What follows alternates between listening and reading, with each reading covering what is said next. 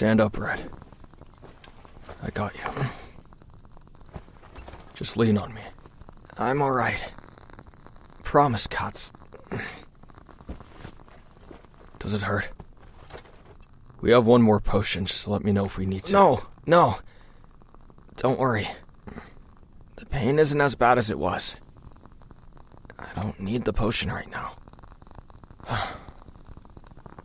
If you're sure, eh? Alright. Traveler and I are gonna work on packing up the tent and the supplies. I laid out some furs by the fire outside. Go sit and relax, alright? Katz. Traveler. I can help.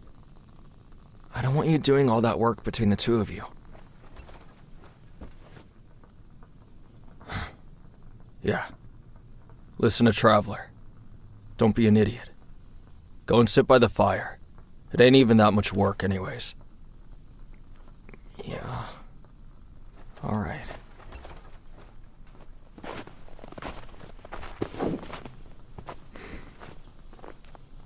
I hear Crimsons are all stubborn beings. It's in their blood. Hey. Look at me. He's doing okay.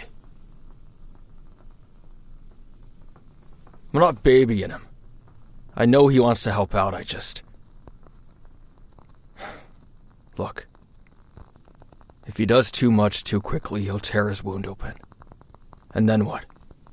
We don't have the supplies to handle that right now. We're out of bandages, running low as hell on herbs, and we're on our last numbing potion. I know he's trying to save it for some reason. The last potion.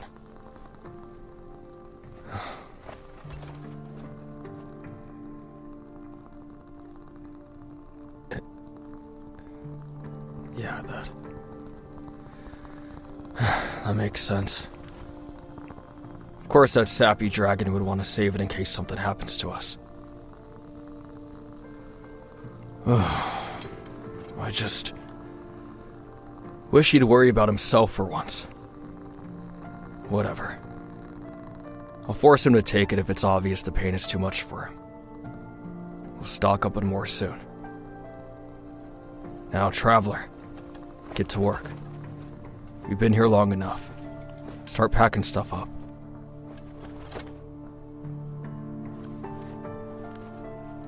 It didn't take the two of us long to pack away the campsite and be on our way once more. We took things slow, for Eijiro's sake, despite him pushing himself too damn hard to go our usual pace. I carried his portion of the bag since the straps would only exacerbate his wound. It felt like a damn pack mule, but it was either that or we left shit behind. Right now, we could hardly afford to lose even a single leaf from our stash of herbs, with how low we were running on supplies. This was a hard situation if I've ever been in one. Mentally, I was kicking my younger self, wishing I'd paid more attention when my lessons covered the northern continent. Perhaps we could have foraged a bit more, but this landscape, it was unfamiliar to me. And the last thing we needed was to end up poisoned from trying to use the wrong thing. We needed to stock up on items, potions, especially for Eijiro's injury. But the sickening truth was, we were being hunted. Before, we had bandits on our trail, but now, with an ebon dragon tracking us and cornering us into an attack, we couldn't risk going into the nearby towns. That ebon bastard had gotten away. And as much as I had hoped to whatever gods were listening out there, it curled up and died somewhere. There was always the risk that he returned to his flight, reported the location we were in. We needed to keep our heads down, at least until we got far away from this region. All this rushed through my mind as we trudged through the landscape for hours, with you leading the way, and me bringing up the rear with Eijiro between us. I kept a close eye on our dragon. He was hanging in there, I'll give him that, but he was always good at putting on a brave face.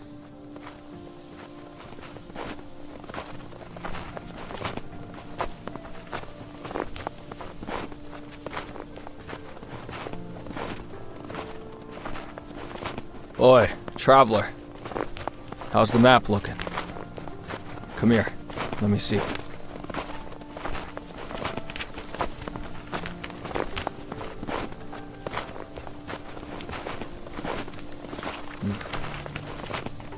If we keep traveling north along this way, we should end up in a light forest.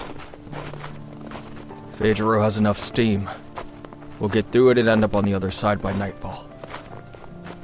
Think you can handle it, big guy? Yeah. I promise I'm fine, Kots. You don't gotta keep worrying so much about me. I'm keeping up just fine. Okay.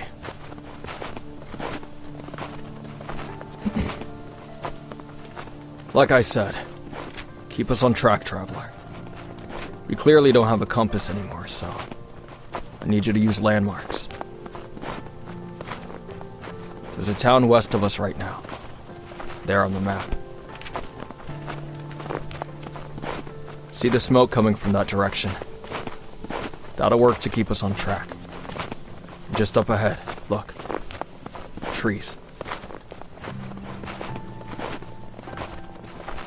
You're getting good at this navigation business.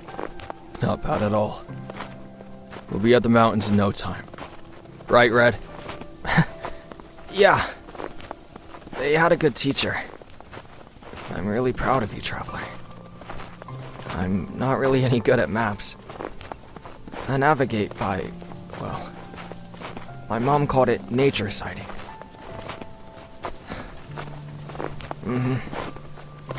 It's when you use stuff in nature to help you find your way.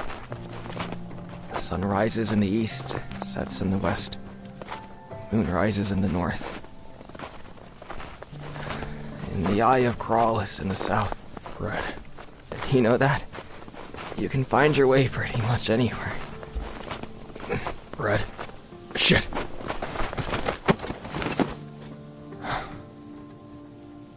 Yeah, we're stopping here for now. His fever's flared up again. Hey, we're right to set up here and rest for now. Bless the gods for windbreaks. We have enough cover with these trees here. I'm good. I can still. Nah, quit being stubborn. We've gone a good ways today. We're gonna rest now. No, I said I'm fine. Hey, I said no. Quit it, dumb lizard. You're too weak right now. Your color is pale and you're burning up. Stop. My legs still work. I can keep going. I refuse to be the reason we don't make it to the mountains on time. Azar. Don't Azar me! I'm not a whelpling, Kotsky. I can do this.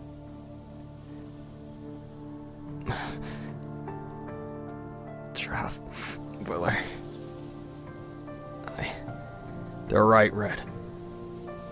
We're easily almost 10 days ahead now. Thanks to all that flying you did.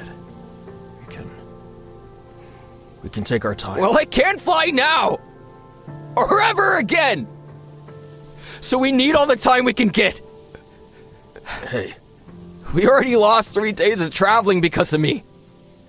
Let me go, Kotsky. Let me go! Ugh. Stop treating me like I'm a burden. I'm not stopping until we're on the other side of the forest. Because that was the goal for today. I am not going to be a stone around your necks. I refuse. Come on.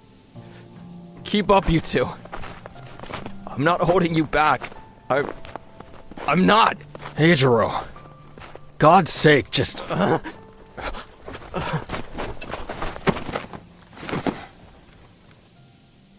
You dumb dragon. Traveler, he's okay. He just passed out. Must be in too much pain.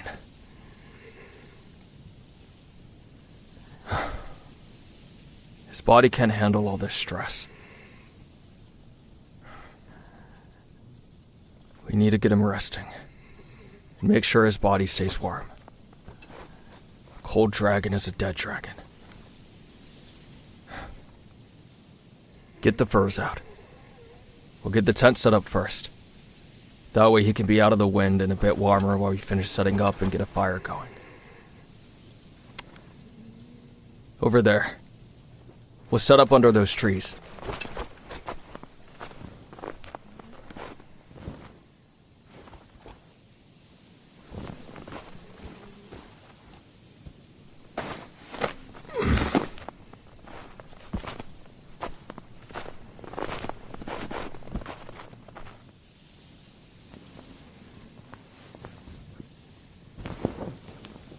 There. Give me another fur. Okay. Now I just need to gather wood for the fire. With the snowstorm these past couple days, I'm worried there won't be much dry wood out there. I'll go.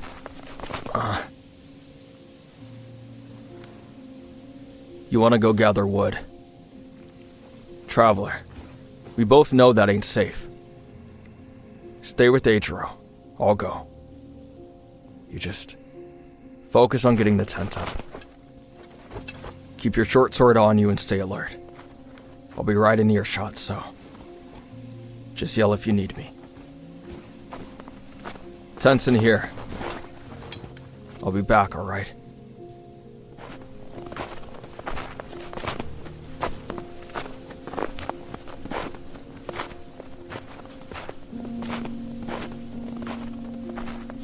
I wandered around the small windbreak of trees we found ourselves in, pulling chunks of sap off the trunks of star pine and gathering the papery bark off the moon birch. Thankfully, there was a dead tree still standing, the lower branches sheltered from the snow by the canopy above. Using my sword, I cut down what I could reach and slowly made my way back. My stomach sat heavy, tears stinging my eyes at what had just happened. Eiichiro. Gods, he was hurting so much. He was so scared and angry, and there was literally nothing I could do. It was so damn frustrating. I wanted nothing more than to tear that Eben's head off his shoulders for what he had done.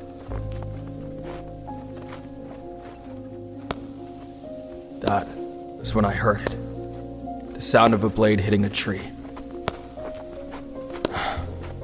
At first, I thought we might be under attack again and hurried closer. But everything looked fine when I approached. The tent was up and I could hear Kirishima's faint breathing from inside. And something else.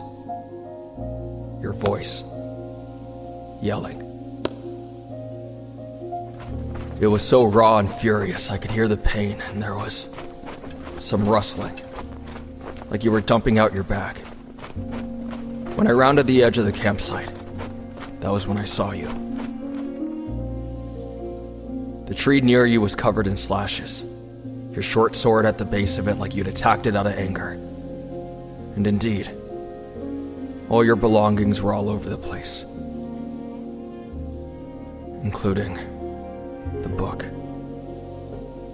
Open and face down in the snow. I was stunned, but I was shaken out of it when I heard you scream out in fury again. My eyes drawn right to you.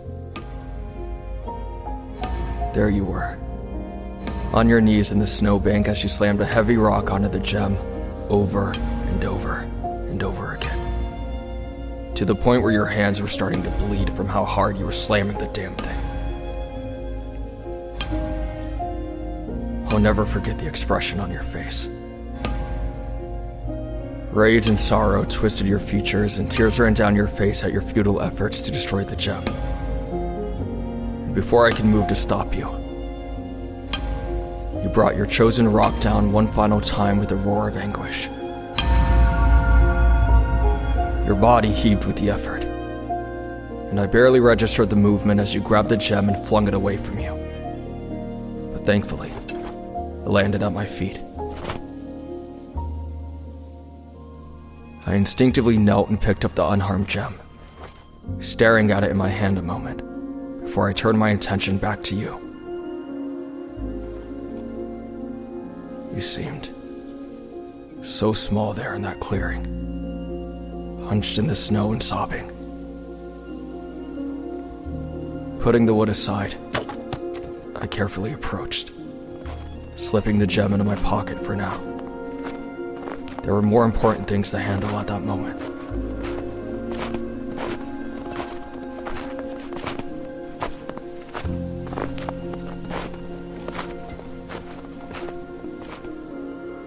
Hey.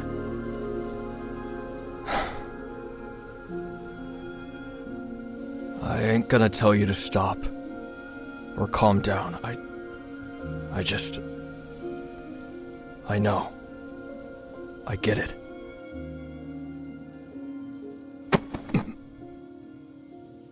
Yeah. I know. I hate the damn thing too. Hells. If it were as easy as smashing it with a rock, I think I speak for all of us when I say we would have gotten rid of the thing a few months ago. Or at least after learning what it actually is, and what it's capable of.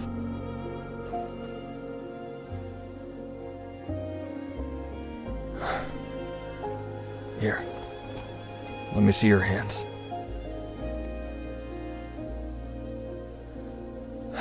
Yeah, you got yourself pretty damn good. Don't think it'll scar though. Hold on.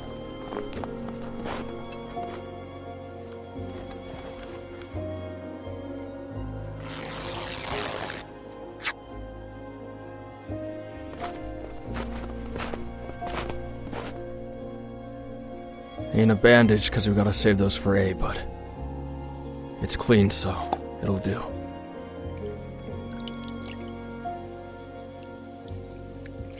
This is gonna sting like hell, so brace yourself.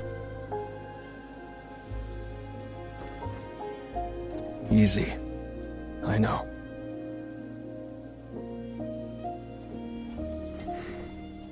There. Don't need those cuts turning foul on us.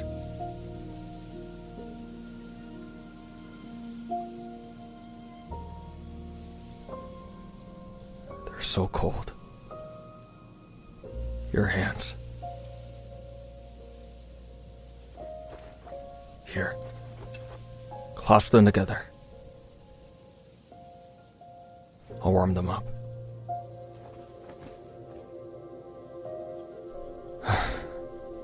Quit thanking me for things, would ya? I can't have you getting frostbitten now, can I? Got enough to deal with right now.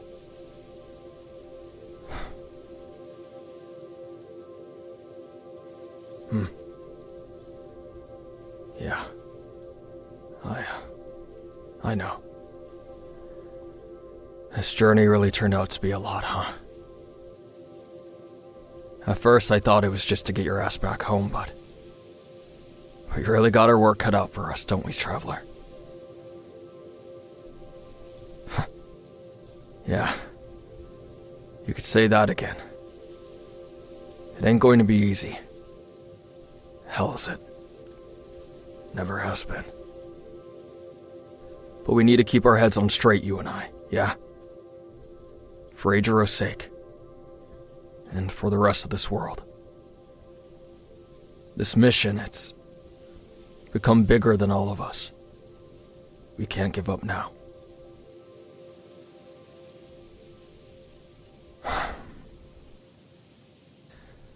We have a couple hours till sundown.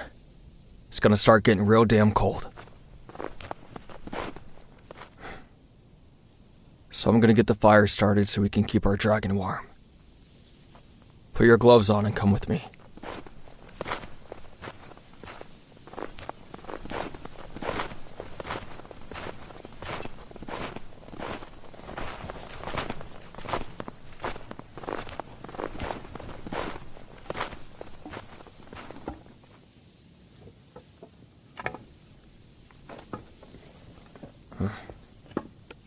I'm thinking I got enough to keep this fire stoked all night.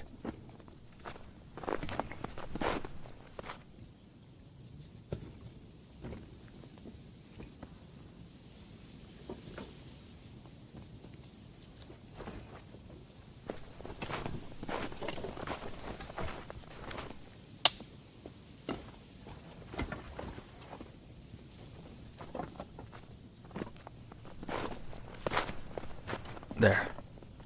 That should do it.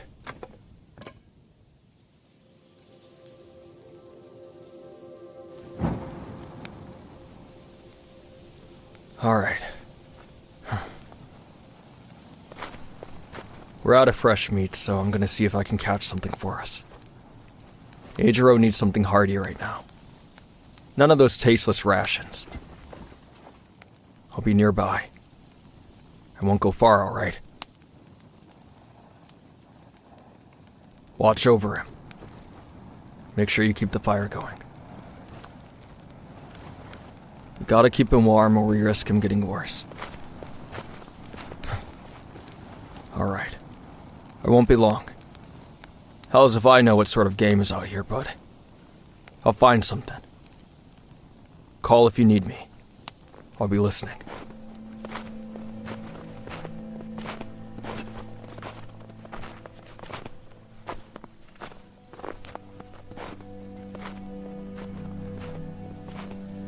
As I worked my way through the small grove of trees, my mind wandered a bit. The heft of the gem in my pocket weighing my thoughts down. It was strange. How nobody else in this world knew just how close they were all to being erased from existence.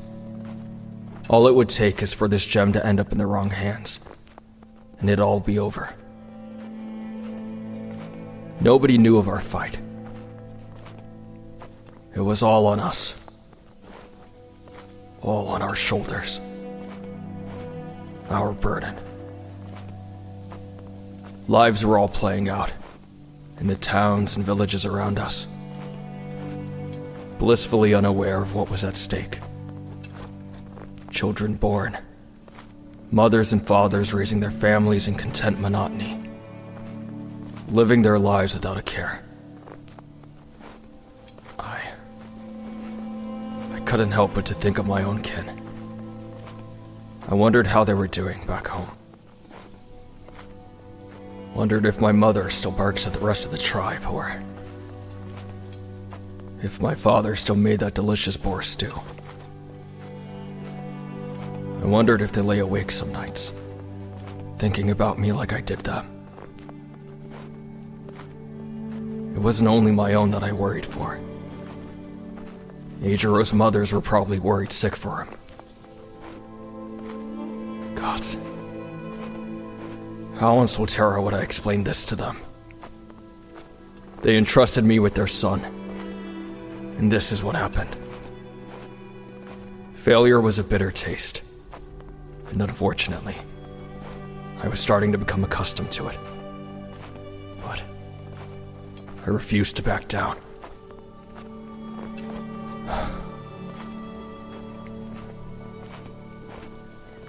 Despite the hardships, these thoughts only spurred me on, ignited a fire in my belly to keep pushing forward, to keep fighting, one step at a time, for the sake of everyone on Solterra. I was shaken from my thoughts when I heard a familiar noise in the brush. It must have been a godsend. Perhaps my prayers were too loud that day.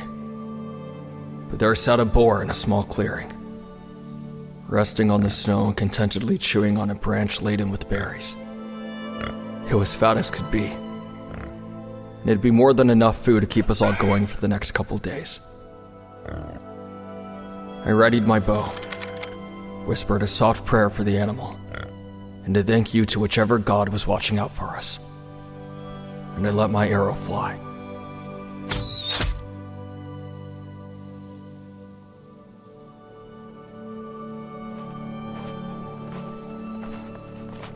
I returned to the campsite, noticing that all your belongings were picked up and your short sword back in its sheath. My eyes then drifted to you, letting Eijiro rest his head in your lap. He was out of the tent, bundled up into furs as he rested with you. He was awake, but barely. You were stroking his messy hair, singing softly to him. I recognized it as one of the songs that irritating bard sang before. You both looked content despite being tired, like the two of you were in your own world. And I couldn't help but to feel a tinge of hope. Hope that we'd be okay, despite it all. I did the dirty work of preparing our stew, with the little supplies we had left. I wished for some honey and those spicy peppers that my mother grew to make a proper roast, but this would have to do. Couldn't go begging for more when it was a mercy we got this in the first place. As the soup simmered in the pot over the fire, we settled in for the night.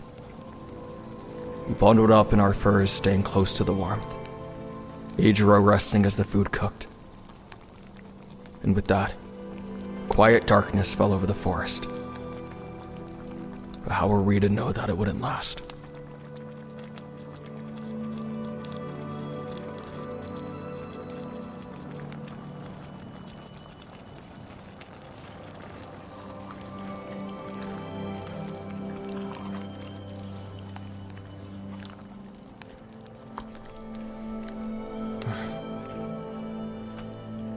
Thankfully, with how cold it is, our kill won't go bad quickly.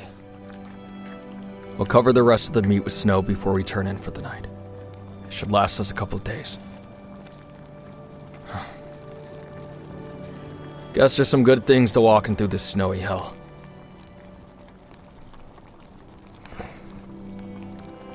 Thank you, Katsuki. For taking care of me. For us. You went out in the freezing cold to hunt something for us and cook it. I'm just thankful. It's just snow and a little bit of cold. It ain't anything I can't handle. Besides, I'm not gonna let us starve. But you're welcome. And no more pushing yourself, alright? Alright, I'm sorry for snapping at you guys. It's so frustrating. I can't even walk straight anymore. Don't apologize. If anyone deserves to be pissed off, it's you. And you can't walk straight because your balance is off. You'll get used to it. Guess I'll do my best. Just don't hold it against me too much if I get frustrated like that again, okay? Like either of us would ever do that, Red. You can get mad. You can yell, scream, cry, set shit on fire. Whatever you have to do.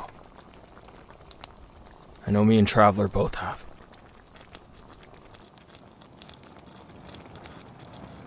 Yeah, Traveler, I've had my moments. You just didn't hear me. Didn't want to blow up the whole damn forest, but I did my share of screaming and breaking shit too. You too. What? Might be an asshole, but injustice pisses me off. Especially when it happens to someone like you, eh? You're too damn good for this world. You didn't deserve this shit. So, when I get my hands on that uppin' bastard, I'll make him regret the day he thought to hurt you. I'll have to fight you for him, Traveler. Alright. I'll let you have at him first. Should leave some for me, huh? You know, at first I was feeling the same way. And even now, I still find myself cursing that dragon. But then I remember something my mom always said. Don't go chasing monsters, my love. They'll only teach you to become one yourself. Well, I'll just become a monster for you then. Guys. Thank you. For being so protective of me. It's really sweet. Get some more rest, Red. Dinner will be ready soon. We'll wake you up for it. Traveler, help me get him fully tucked in.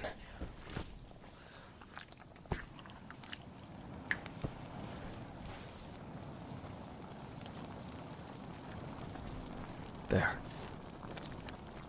Warm enough. Yeah.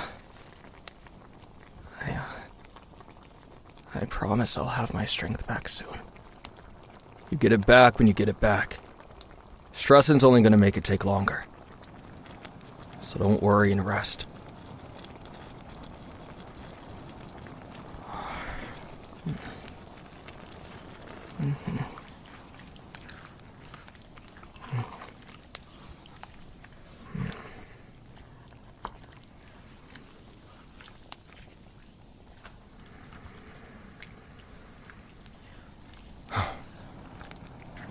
Gods, it's freezing. How are you doing, Traveler? You okay? Good. Let me know if you're cold. I'll do my best to keep you warm.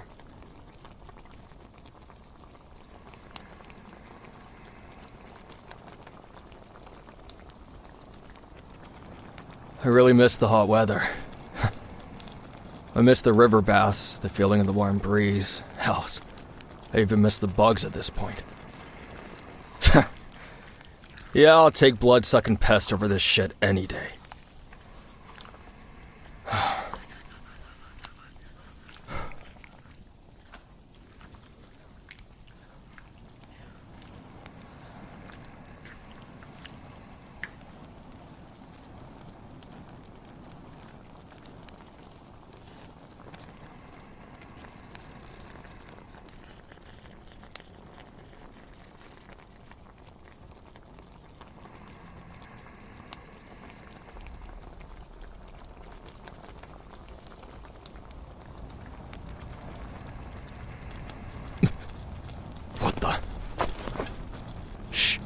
Stay behind me.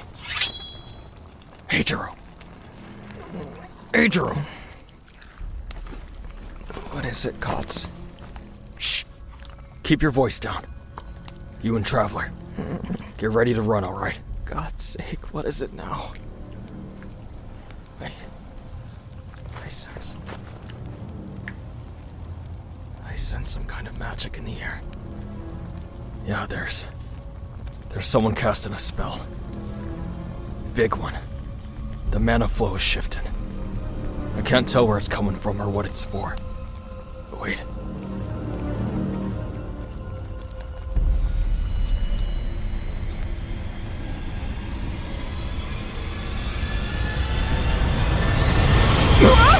You bastard!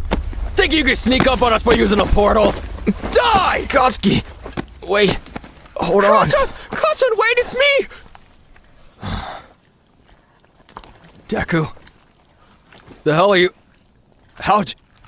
Gods. I almost took your damn head off, you idiot! I promise. I didn't mean to scare you. I'm so sorry. I've just been trying to perfect portal magic for ages now, and... I guess it worked this time. Well, hurrah! Now get your heavy ass off of me before I blow you up for real! Right! Sorry! Midoriya. Oh. Kirishima. Yeah, I know. It's been a rough couple of days. Anyways, though. How did you even find us all the way out here? Well... For months now, I've been worried about the three of you. Your journey was just... so daunting. As I was drawing up the map that night, I just left a pit in my stomach ever since. It made me want to work harder in learning to hone and control portals, so that I could do whatever I can to help. I found out that if I have something that belongs to someone, I can open a portal to their location. I think it's because of the latent magic signature left behind in the object. I just so happened to find a couple of Kachan's hairs on the pillows you guys used. Huh? He always did shed like a hound. The hells? You use my hair? You damn... Ugh. Yeah, Traveler said it. Creep. I know it sounds a bit unorthodox, and you're right, creepy, but it worked. And that's all that matters now. I guess so. But I'm watching you, Deku. I'm just glad to see you three again. And I'm glad you're okay. Well, for the most part. I won't pry, but... Kirishima, are you doing alright at the very least? Your wing. I'm, doing the best I can, I suppose. Things are different now. It's frustrating and really upsetting, but Traveler and Koski are here for me, and I think I'll be alright eventually. Just... it'll take me a while to get there, I think.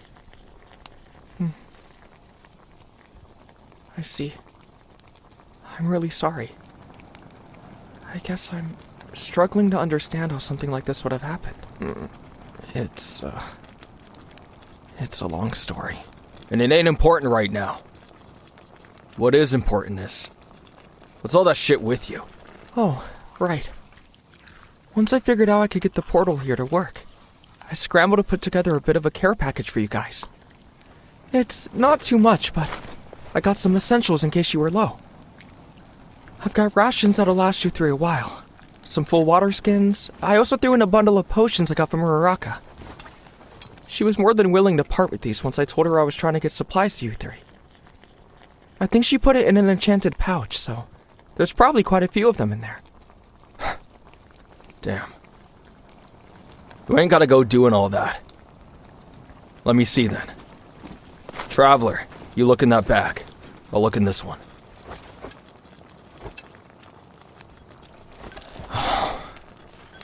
She gave us the good ones, too. Painkillers, healing potions. There's enough here to last us a while. Fuck, I could kiss that witch. These will come in real handy. Means we don't gotta hang on to the only one we have left. You hear that, stubborn-ass dragon? Don't think I don't know you were saving it for one of us. Can't fool you, huh, Katz? Well, it's a good thing I showed up then, huh? Yeah. You might be a pain in the ass sometimes, but this time, you're a damn gift from the gods. Here, drink it, eh? Don't have to tell me twice.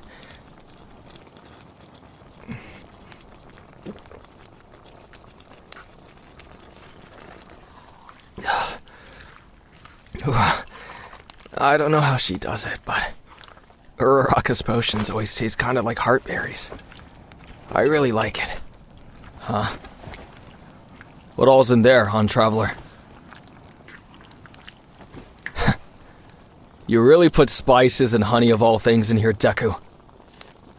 Looks like there's some root vegetables, too.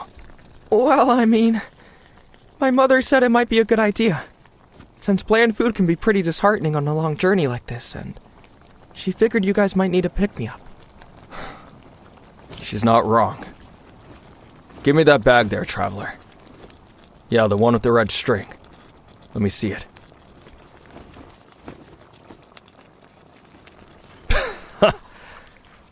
You really did think of everything, huh? What is it? Pepper flakes. Might be able to make some boar roast with the honey in there, too. Looks like I can actually make something good out of this meal tonight. I can't wait. Speaking of food, you're here, Deku. Might as well make you a plate, too. But it ain't done yet, so settle in, I guess. Oh! Thanks, Kachan. I'm gonna shift these supplies into our bags. Just try not to get in the way, huh, Deku? I won't.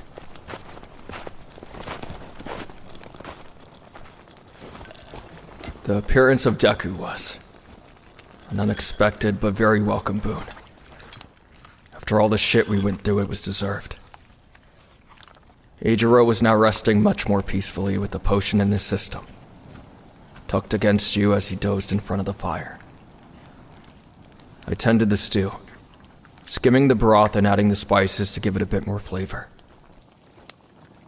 We all rested as the fire danced and the pot bubbled, Deku having to quickly get himself into warmer clothes after a bit. Idiot didn't think about the time of year, but thankfully he avoided frostbite. It was surreal to see him again, but I wasn't going to complain. He always did have a habit of showing up when you needed him most. I honestly thought he'd be stuck by that two-toned airhead of a prince for the next few years, but I'll admit, I was really damn glad to see him. After feeding all of you, you got Eijiro to bed, ready to settle in yourself for the night. I watched as you closed the tent flap, listened as the two of you settled down, and allowed myself a moment to breathe. Sure, I'd gotten my anger out, but now all the other shit was weighing down on me. And of course, Deku noticed.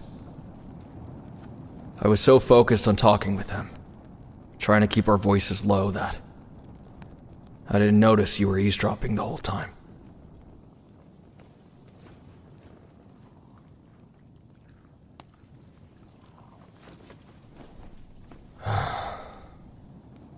Kachan, you okay?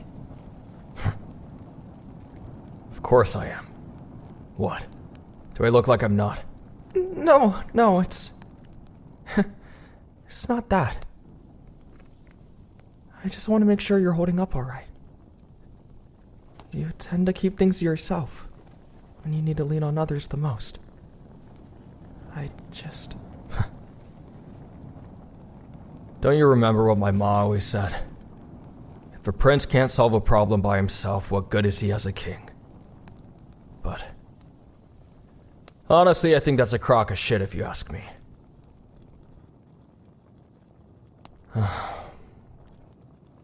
Times like this, I wish our mentor was here. He'd know what to do. Yeah.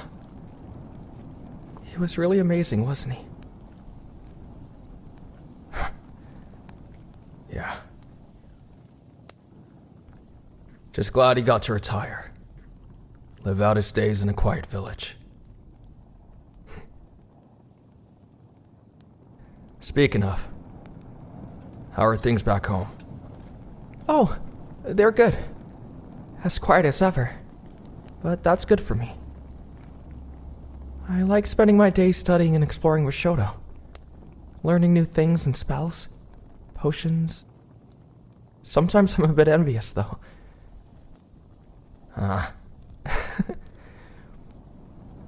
Envious of you, Kachan. You get to see so many new things and so many new places every day. You're always on the move. It sounds so exciting. Some days I wish I could do that too, even if I do appreciate living a quiet life. Yeah. Wouldn't call the shit we went through so far exciting. More like devastating and goddamn exhausting. Yeah. Seeing what happened in Kirishima. It's awful. Truly awful.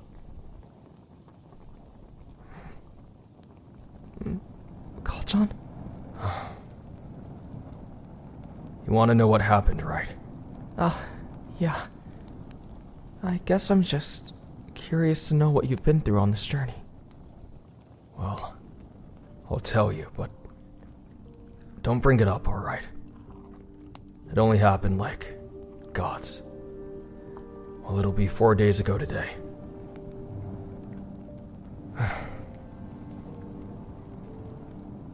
You know this thing here? Oh, the gem. Yeah, I remember. Well, turns out this stupid fucking thing isn't just some random gem.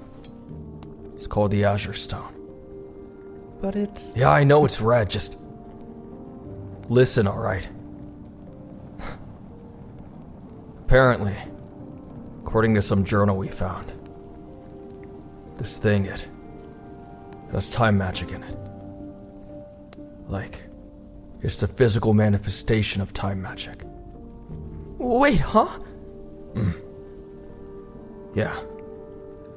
Apparently, some Azure Queen forever ago locked the magic in this gem to hide it away from the Ebons. Hide it? But why? Because the Ebon King wanted to use the magic to turn back time to when it was just dragons in the world, before the other races got here. And he still wants that. He's apparently been in some kind of magic slumber, and he's been trying to find this damn thing for a long-ass time. And one of his agents found us. And that's how Kirishima lost his wing. Protecting us from that asshole. You can't be serious. The hell would I gain from spinning a tale like this for no reason, Deku? No, I know. I just can't wrap my head around all this. You're telling me. How did you find this out? I thought the gem was just a type of conduit between the traveler's dimension and ours. That's how they got here, after all. Yeah, same. Would have kept going on thinking that if we didn't stumble across this old, underground library in the Havenfall forest. We went snooping inside, ended up uncovering some ancient journals from a long-dead dragon. One that turned out to be reanimated with necromancy. Necromancy? Oh, gods. Just what on Solterra have these Ebon dragons been up to this entire time? Who knows? I pocketed these journals, though. I can only make sense of one of them. Well, some of it. There's some sections written in common tongue. All the others, though, ancient Draconic. Not even Eijiro knows any of it. Kachan, can I see those? Huh? These? Yeah. I've been studying ancient Draconic for a while. Old languages always fascinated me, so I might know a thing or two about what these writings are about. Sure. Be my guest. Not like I can do anything else with them. Thank you, Kachan. I had no idea all of this was going on. I would have tried to come sooner if I knew. I know. I'll try and read some of these tonight. See if I can piece anything together. If I can help even a little, then I'll do anything. Means a lot.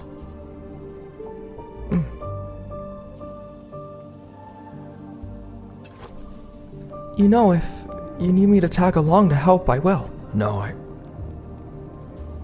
I can't have that. Kachan, please. I said no. I need you to stay far the hell away from this. From us. Carrying this gem has put a target on our backs. One we can't shake. I don't need you wrapped up in all this too. Kachan. I know the risks. It's why I want to help. The scope of this is massive. Far bigger than you should carry with just the three of you. That's why you gotta stay away. Look. You've got this portal shit working now. Maybe you can figure out how to get us closer to the altar somehow. Or studying those journals might have something to help. But you can't do that here. You need to focus. And you can't do that if you're out here running for your damn life every 2 minutes. Oh, gods. Is it really that bad? Some days are worse than others, but we're making it work with what we got. Seriously, though, I need you to stay home. Think about your mother. Who's gonna look after her if you're out here? Yeah. No, you're right, Kalchan. I can't help but to shake that sickening feeling in my stomach, though. Knowing what you're all going through, but I promise, I'll do what I can. Good. Thanks, Izuku. You're welcome.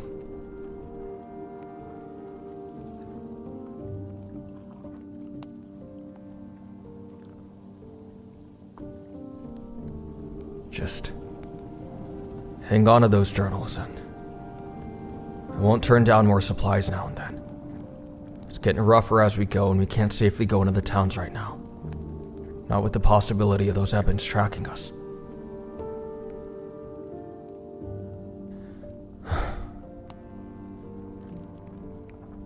Here. Hang on. I got something else you might be able to help with. Okay, Kalchan.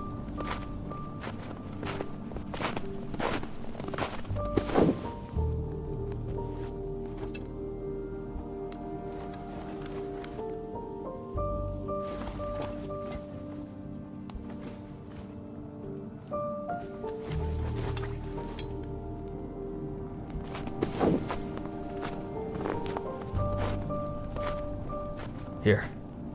This book. Yeah, I remember this one. I read it before back when you stopped by my home. Did you want me to take this too? Yeah. I doubt we need it. We'll carry the gem. We'll put it in a pouch or something.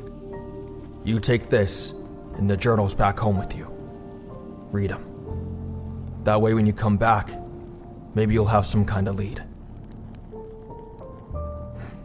Can you handle that? Of course I can. Then, do it.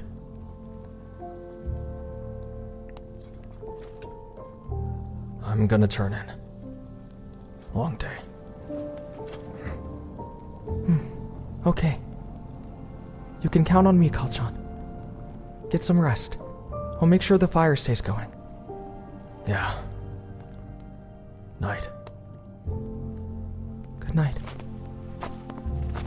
Sleep well.